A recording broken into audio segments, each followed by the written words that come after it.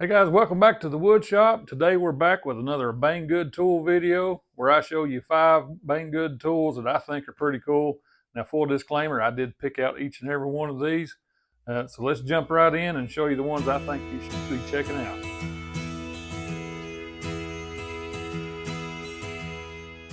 Now, I will say I had a handful of these little things before, but this is a really nice set. I've looked at this before, and it is all inclusive. So I had a handful, like I said, 4 or 5. Now this one right here, it is a complete set in a very nice case, keeps it out of the dust, that sort of thing. But as you can see, it is a very nice set of setup blocks, different thicknesses. It even has a 1, 2, 3 block in here with measurements on it. I think that's pretty cool. And you have these all the way from a 32nd up to probably around 3/4 of an inch appears to be the biggest one. So quite an extensive set of setup blocks. And if you're not familiar how these work, I'll show you very simply. It won't take just a minute. Okay, I'm going to just show you here on the table saw, but now you can use this in a lot of different places: router table, drill press, that sort of thing. But it's very, very simple to use. So we just grabbed a 1/2 inch here, just for example, and we want to cut a 1/2 inch groove in a piece of wood, whatever it might be. We're going to set this up next to the saw blade here. Okay, and so we basically just lower this down, and you basically just want to feel at the very top of this. You just drop it down to where the very tip top of your blade is even with that. And very simply, you have a 1/2 inch depth here. Cut that groove, whatever you need. So as I showed you, a very nice set. What I like about it, each one of them are labeled. You don't have to sit here and guess at it. Even if they were stamped in, I like the fact that they're painted on, that it's very easy to see. There is 4, 8, 12. So technically 15, but 16 pieces in here if you count the setup block. That's just a little overkill, but the 1, 2, 3 blocks are great too, and I've actually got some other ones I've used in other videos. I'm not 100%. I don't have instructions with it, so as to why the little holes are here, maybe you could use that to set a depth on a drill bit or something with a stop collar, something of that extent. Very nice set, and I can't think of a thing bad to say about these. They come in a nice case, they look good, and they're accurate. What more can you ask for? So up next is another useful tool. As I said, I picked these out. I think this is going to be something that's handy in my shop and something I think you're going to be interested in as well. We're going to open this up, show it to you. Now, I will say this is a quite heavy box. And as you can see, this one does come with instructions. So it's some panel clamps. Of course, you've got to supply the wood itself that it's going to screw to, but it's going to allow you to make glue ups a lot easier. Have these boards kind of clamped down evenly across the center of it or where you put this. But let me dig into here. We'll show you how to put this thing together. We'll take the top off, and you can see they've got everything kind of displayed here. Now this does come with basically 4, so this is going to do 2 clamps. So you got top and bottom, left and right, that sort of thing. And so essentially, you've got 2 of everything in the top. We're going to go ahead and get this assembled. So all these come with a little bearing on the end. It's going to allow this piece to swivel a little bit easier, but we want to take that off first. So as you can see, the way I've got this turned here, this back piece has basically a squared out piece cut around this threaded part, whereas the front has just got a tapered, sort of chamfered hole here, and this goes out here.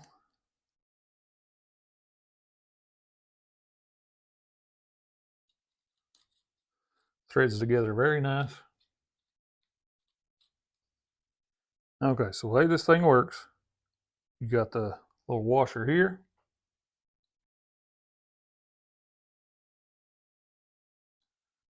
And you got to make sure you got it on the right side. One of these holes is larger to accommodate for the head of that bolt / bearing.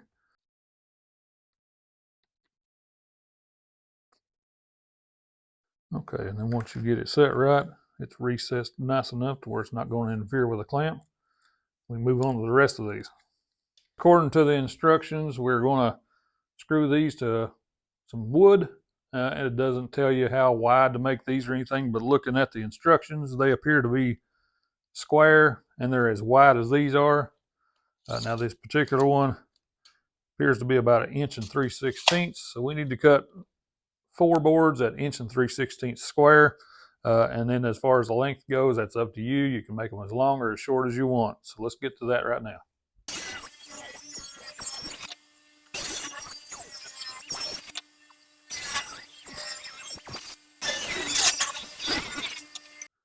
So once you got all these cut, set aside, basically you just want to set these at each end.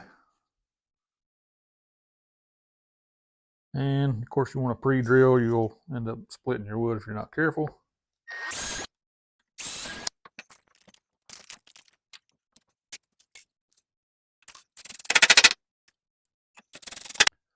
So now we've got everything set up. It does take a little bit of time, but once you get these set up, I think they're going to be a great little tool to add to your shop. But I've got just a few not so good looking pieces of wood here. I didn't have anything planed down right at the moment.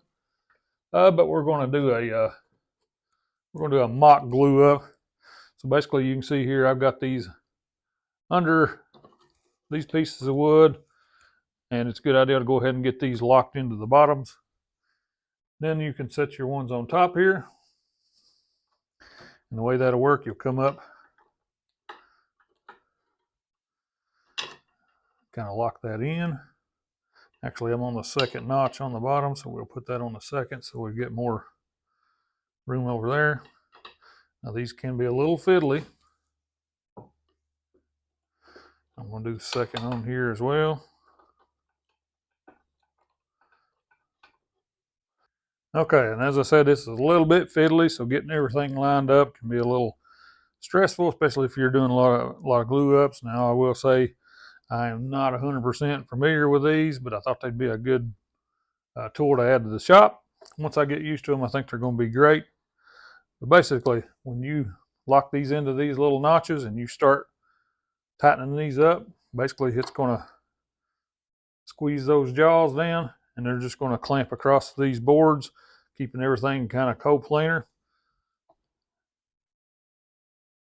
And also with these red pieces, they push in, and then these others push down at the same time. So that's one of the versatile uses of this tool. And I seem to have this one a little bit misaligned, but I think we're going to be good either way. And so that's a good example. These are clamped up very good, as you can see. And as I mentioned, I didn't even have these planed, but it's actually made the tops of these perfectly even. I've got a little bit of tear out on that one side, but the tops of these are very nicely right together, which is a common problem you have with a lot of clamps. So these are going to come in quite handy. As far as good and bad on these, good. They're very strong. They're pretty much universal to whatever size you want them to be.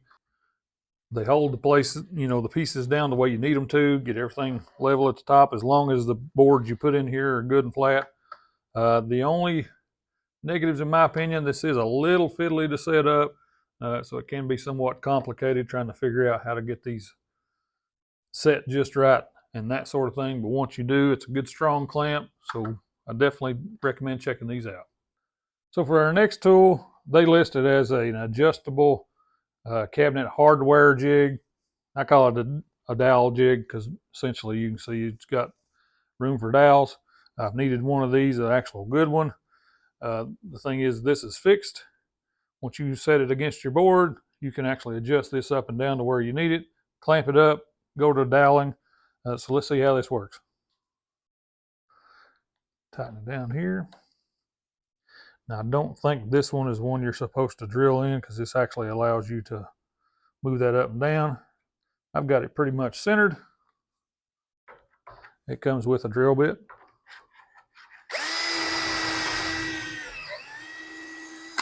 And it does also come with a stop collar. I just didn't bother to put that on there.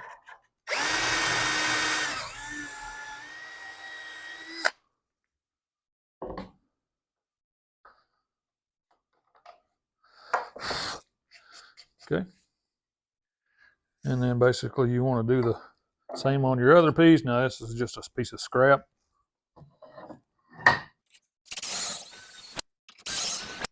As I've mentioned, this is a adjustable hardware jig, cabinet door jig, something to that extent. So I'm not sure exactly what type, but these are a little big for dowels, even though they'll work. At least the size I've got.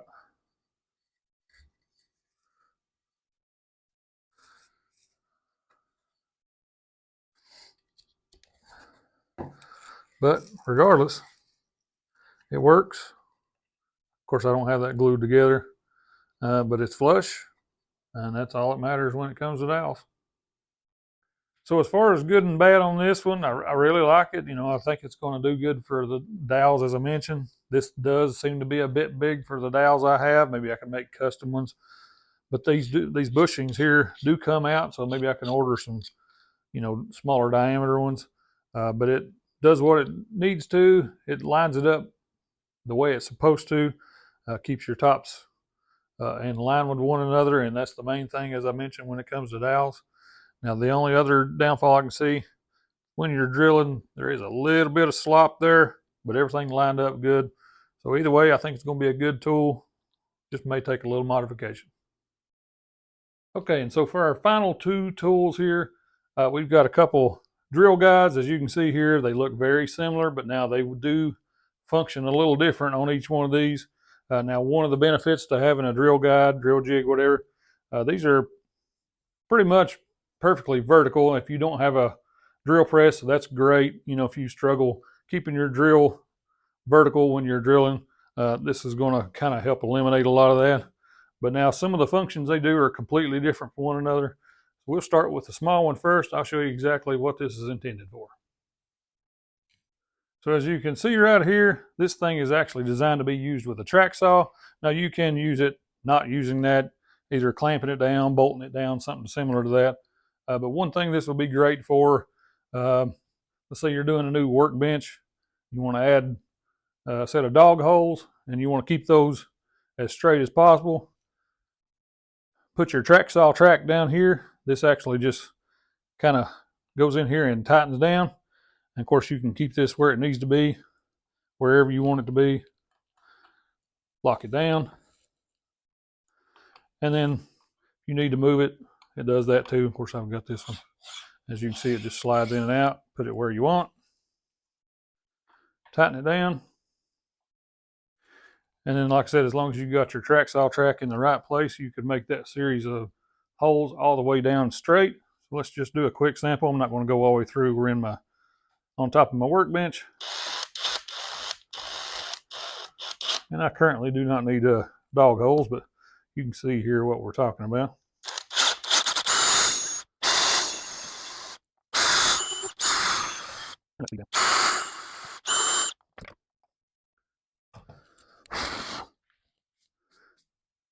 Nice 1-inch hole here, about the size of a dog hole.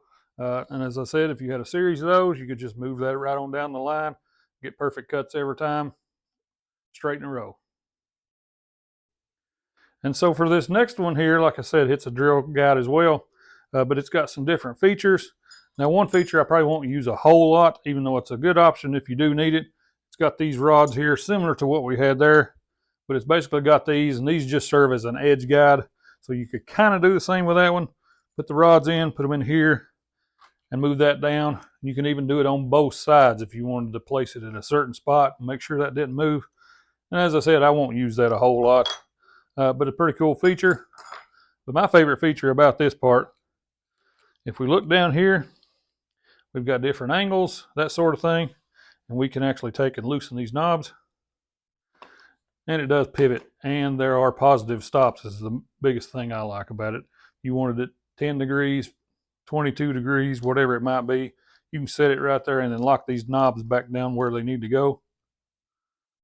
Make that plunge. So first we'll start straight up and down with the Forstner bit.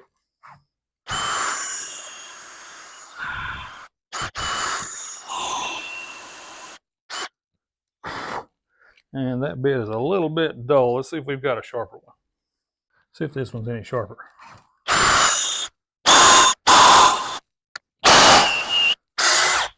Yeah, a little better there. Of course, it makes a mess. But a nice clean hole, straight up and down, that's what we want. Now let's try this thing at an angle.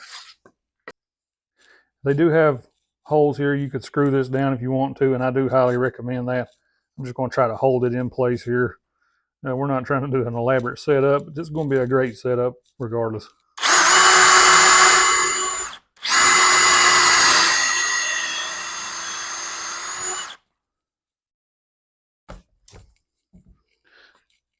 And as you can see, it got a little away from me at the beginning and watered it out, but nice through cut there. Went all the way through at a good angle. It's going to be great if you're making stools and that sort of thing, or chairs. Get those at an angle and you ain't trying to guess at it. So guys, that brings us to the end of this video. Tell me your thoughts on these particular tools. As I mentioned, Banggood graciously let me pick what I wanted from these. So I brought some tools to you that I thought were interesting and something you'd have some good success in your shop. But leave me a comment. Tell me what you thought of these, if you like these, if you're interested in buying them. As always, I'll leave a link to these in the description. As always, I appreciate you guys watching, especially if you stuck with me to the end. Now, stay tuned because I've got a part 2 of these videos coming up. I've got 5 more tools from Banggood. I think you're going to really like those too. Like, share, subscribe if you would. We'll see you on the next video.